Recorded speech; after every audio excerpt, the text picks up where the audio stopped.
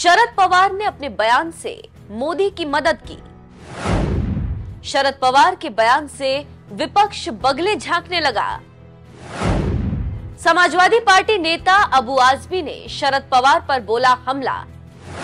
शरद पवार उद्धव ठाकरे एक ही थाली के चट्टे बट्टे। नमस्कार, मैं हूं दिव्यांजलि मोइत्रा। शरद पवार के बारे में कई राजनीतिक विश्लेषकों का कहना है कि जब आप राजनीति में सोचना बंद कर देते हैं तब शरद पवार सोचते हैं, और कब शरद पवार पलटी मार जाए ये कोई नहीं जानता।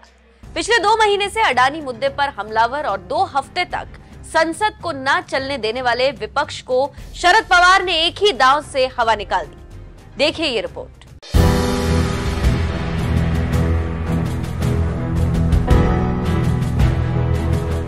महाराष्ट्र की राजनीति को समझने वालों का कहना है कि महाराष्ट्र की राजनीति एक दूसरे से गुथी पड़ी और हर पार्टी का नेता एक दूसरे से रिश्ते में बंधा है। मतलब ये कि महाराष्ट्र के हर नेता का एक दूसरे के साथ अटैचमेंट है। इसीलिए सरकार जाने और आने से कुछ ज्यादा नेताओं पर फर्क नहीं पड़ता। इसी बीच शरद पवार का अडानी और मोदी की डिग्री पर बोलना विपक्ष के लिए भारी साबित हुआ।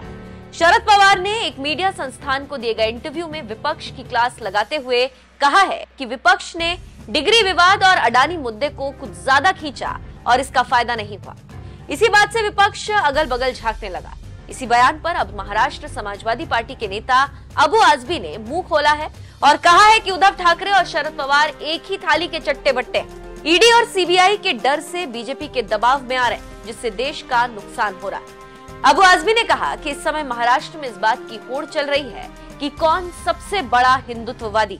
उद्धव ठाकरे जो कल तक महाविकास अघाड़ी में आने के चलते सॉफ्ट हिंदुत्व पर चले गए थे, अब उन्हें भी वोट बैंक खिसकने का डर है।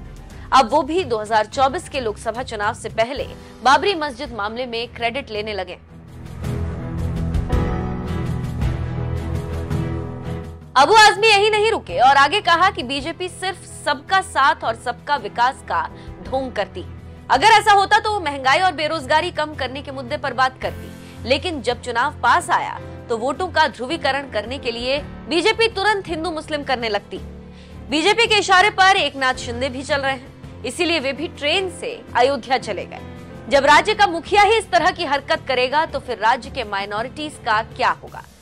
इसके साथ ही साथ आगे आजमी ने कहा कि अयोध्या में बाबरी मस्जिद एक मंदिर को गिराकर बनाया गया था। अगर मुगलों को ये करना होता तो वह अयोध्या के सभी मंदिर तोड़ देते, लेकिन ये सब सुप्रीम कोर्ट को नहीं दिखा। सरकार चाहे केंद्र की हो या राज्य की, दोनों का काम सिर्फ मुस्लिम को डराना है और अशांति फैलानी। तो आप समझ सकते हैं कि क्या कह रहे हैं अबू आजमी। लेकिन यहाँ पर यह भी कहना होगा कि महाराष्ट्र में सब राजनीति कर रहे हैं और चाह रहे हैं कि आने वाले लोकसभा चुनाव में बड़ी सफलता हासिल कर सके। देखना होगा कि आगे क्या होता है, लेकिन शरद पवार के बयान ने विपक्ष की बोलती बंद कर दी।